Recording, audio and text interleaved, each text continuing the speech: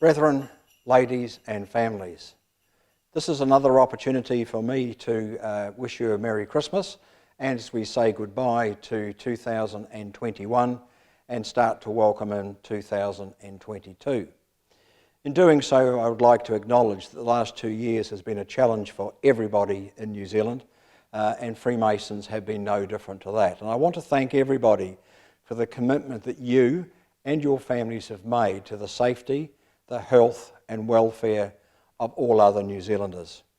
We are in changing times, and I'm reflecting at the moment on the fact that I have now reached the 2/3 mark of my term as Grand Master, and I'd have to say that for the period of my term so far, I have been involved in COVID planning and the issues around COVID as it relates to Freemasonry. Something that I didn't expect, but it is with us, and there is some light at the end of the tunnel. But in saying thank you to everybody, I do want to acknowledge the work that the brethren have achieved over the 12 months that we're about to leave. It's been particularly difficult. We had our road shows at the very early part of this year, and we had some wonderful outputs that came from those. Those road shows were extremely well attended, great issues were raised, and we wanted to start to implement some of the good things that came out of it. COVID has got in the way of that, but that's not to say that things haven't changed or are underway. At the moment, we have several projects running. We have got a remotivated team of people involved in the administration of Freemasonry at our national office, and I'll talk about that in a moment. And we have a lot of lodges undertaking a lot of work with new members and new candidates. In fact, that's one thing that I found so encouraging over the last 12 months as I've been able to get around lodges, as limiting as that has been, where visiting masters have told me about the work that they have in front of them and the new members that are coming in to their lodges. I've also had the opportunity to talk to a lot of the ladies and families of Freemasons, and they are enjoying the ability for husbands to go to lodge and the encouragement that they are seeing from the work that we are doing in the charitable space. I think from my point of view, as I've gone through the lodges, the encouraging words have been the masters telling me that they have candidates waiting to come into their lodge. And I know the frustration now that they have, waiting for the alert levels to change so that they can actually start to do some of that work. But nevertheless, the spirit and the heart of Freemasonry is really, really strong. I think one of the disappointing things for me that I will be so sad about for this particular year of 2021 is that we had to postpone the Special Olympics that were to be held in Hamilton. Postponed, but not cancelled. So we will be doing those next year in the same way that the Olympics were held in Tokyo earlier this year under the date of the previous year. So our 2021 Special Olympics will be held in 2022 in Hamilton, and I'm looking forward to that still proceeding. But nevertheless, it's given us the ability to connect with a group of people that share the same values as us.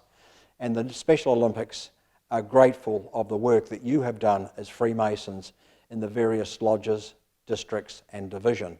So well done and a great achievement there. I'd like to particularly thank this year the work undertaken by the Divisional Grand Masters, and particularly my Deputy and the President of the Board, but the Divisional Grand Masters in particular, as they have worked closely with the District Grand Masters to make sure that the lodges are working as best they can. The National Office has made some changes as well. There are some new staff members in there now, as well as some of the previous staff members. And we no longer have the silo approach to some of the work that we were doing. The Freemasons charity is working smarter through a different process for approving grants, and I'm absolutely over the moon in terms of the ability to have a seamless approach to applications, through to payment, through to reporting. So brethren, a lot has gone on behind the scenes in terms of what we are doing as Freemasons and what you are achieving in your districts, albeit a challenging year. But let me take the opportunity to look at next year.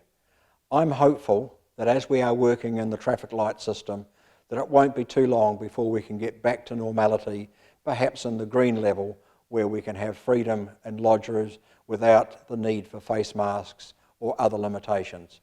But I suspect COVID will be with us for a while. So let's learn to live with it. Let's follow the rules. Let's make sure that our brethren are healthy, well, and are looked after by the lodges, and that we actually move forward with a level of positivity, which I know is there.